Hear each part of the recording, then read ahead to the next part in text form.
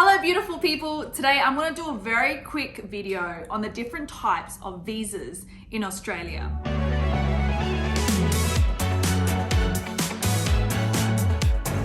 There is so much information out there, there's a lot of misinformation out there, and I think a lot of people are just confused with what is what. So I'm just going to talk about some of the more popular visas, give you a very quick rundown, and I hope you guys have a better understanding of the Australian migration system. The first visa is the tourist visa. Now this is the visa that people use to come to Australia to holiday, to see family and friends, and also there are some where they come here for a business visit. This visa is very simple. I mean, before COVID, millions of people traveled every year to Australia on the tourist visa. And there is two main things that you need to show to be eligible for a tourist visa in Australia. Number one, you need to show funds. You need to show that you have enough money to come, travel to Australia, and also support yourself, and also not need to work in Australia. That's the number one thing. The second one is that you have an incentive to go back home to your home country. Unfortunately, some people do try and take advantage of our migration program here in Australia. They may come on a tourist visa and then just try and stay here. I mean, I wouldn't blame them. We live in a beautiful country. So what the migration department have done to try and reduce that is that they've made it harder for people to come to Australia that have higher requirements they need to meet. So if you have money, you have assets, you have a family, and you've established yourself in your home country, then you have more of a chance to come to Australia. The second visa we're going to talk about is the student visa. So again, millions and millions of students come every single year, pre-COVID, to Australia.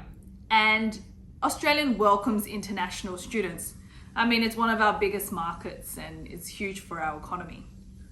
And the two main things that you need to be eligible and to be approved for a student visa is one, you have to have enough funds. So you have to be able to show that you have enough money to come to Australia, support yourself for at least the first year, and also pay for your school fees and your living expenses.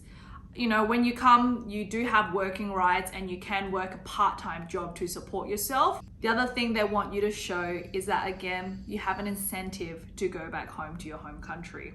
So how they look at that is, again, they look at your circumstances. So when you've applied, you showed good funds, you showed maybe assets. I mean, it's sometimes hard for students to show assets. If you show that, your family and everything is well established in your home country, then it would be easier for you to get a student visa grant. A lot of student visa applications are also refused every single year because the applicant is unable to show that they have an incentive and they're genuinely here to study. The third visa is the temporary graduate visa. So for students in Australia, if they've studied either a trade, a certificate, a diploma, or a bachelor degree or higher, they can be eligible for a temporary graduate visa, which is essentially an 18-month to 24-month work visa, which allows them to stay and live in Australia for the next 2 years after they graduate and get their work experience. A lot of students go for this. I've done a full video, and check out the link below about how this visa works. But after you graduate and you meet the requirements, you can be eligible to stay and live in Australia for up to 2 years. The fourth visa we're going to talk about is the independent skilled visa. It's called the Subclass 189, and it is the one that most students look to every single year to apply for so they can get their permanent visa in Australia. There is a lot of information out there about this visa, and there is some good information on the Department of Home Affairs website. However, this visa works very differently to other ones. Firstly, it is points-based. So once you have graduated and you've done all your other requirements, such as you need to sit your English, you need to get a valid skills assessment, and there are also a number of other things that you can do to get your points up to be eligible for this program. The issue is that for the past year, due to COVID, not many people have been invited under this program, and no one really knows what's going on. On the Department of Home Affairs website, you will see that along with all the requirements, which I won't go through today, is that you need a minimum of 65 points to apply. Unfortunately, you're not going to get it with 65 points. It depends on the occupation too. Some occupations might be a little bit lower, but as a general rule, for all the occupations that are eligible for a 189 visa, you need 95 points. I mean, it's just ridiculous. The next visa we're going to talk about is the Subclass 491 Skilled Regional Provisional Visa. It works in the same point system such as the 189 visa, however, it is not a permanent visa.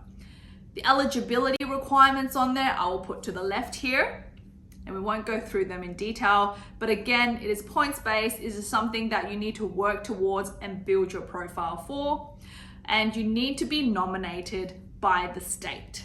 So in addition to meeting the federal requirements, you also need to meet the state requirements. And that's why you hear a lot of people saying, should I move to South Australia? Should I move to Tasmania? Should I move to Canberra? Because those states currently have a pretty decent migration program for people who want to apply for the 491 visa. For example, if you're a registered nurse and you're living in South Australia and you've studied there, you could be eligible for a state nomination to be nominated for the visa if you have studied there and then you continue to live and work there for a minimum of 3 months. That is the requirements. The next visa we're going to talk about is the Subclass 190 visa, which is a skilled nominated. I like to think that is one step above the 491, so a little bit more superior, purely because it is a direct entry to permanent residence. It is permanent residence.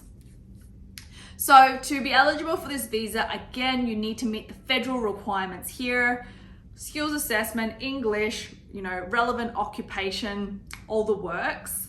But you also, again, need to be nominated by the state. It depends on what the flavor of month is for the state then. So as an example, in Victoria at the moment, they are nominating people for 190, but you have to be in a highly skilled occupation. So for example, if you're a doctor and you've been working in a Melbourne hospital for the last 6 months and you meet all the other requirements, they would most probably nominate you for the 190 visa. The next one is the 191 visa. Now, this is the follow-on from the 491 visa.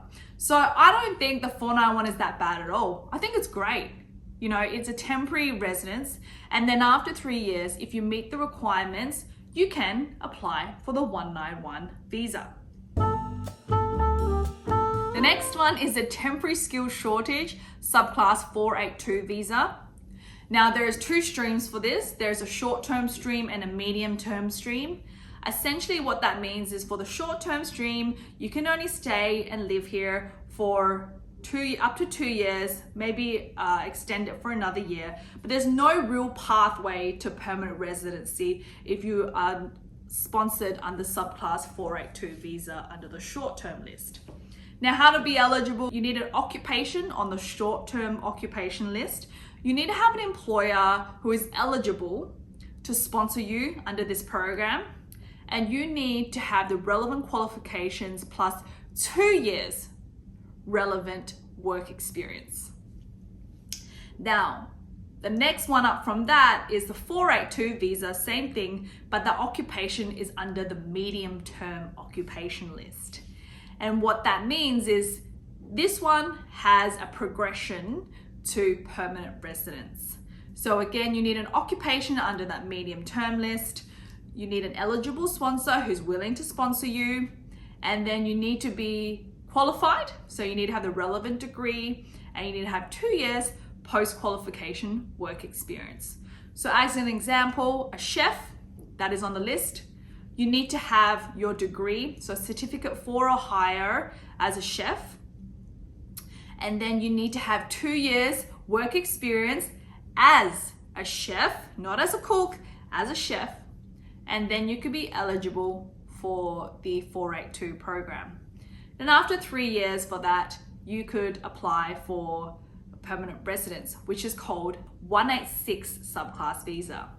Once you have worked for an employer and your occupation is on the medium term list and you've been working for that employer for 3 years, then you could be eligible to apply for a 186 temporary residence transition visa. And then the last one I'm going to speak about today is the subclass 186 direct entry visa. So it's a little bit, it's almost the same as the temporary residence transition, but it's direct. So if you have an eligible sponsor employer willing to support your occupation and your employment, you need to have an occupation on that occupation list. You need to have your qualification plus 3 years post-qualification work experience, and you need to have a valid skills assessment as well as your English. And then you could be eligible for the direct entry 186 visa. So that is a very quick rundown of some of the very popular visa and migration programs here in Australia. As you can see, I started off with a very simple short-term temporary visa, which is a tourist visa, and we've also progressed to the different employer-sponsored and skilled migration visas that are available. Thank you very much for watching, and please don't forget to spread the love, spread the videos, let everybody know, and my contact details are below if anyone needs any assistance for migration to Australia.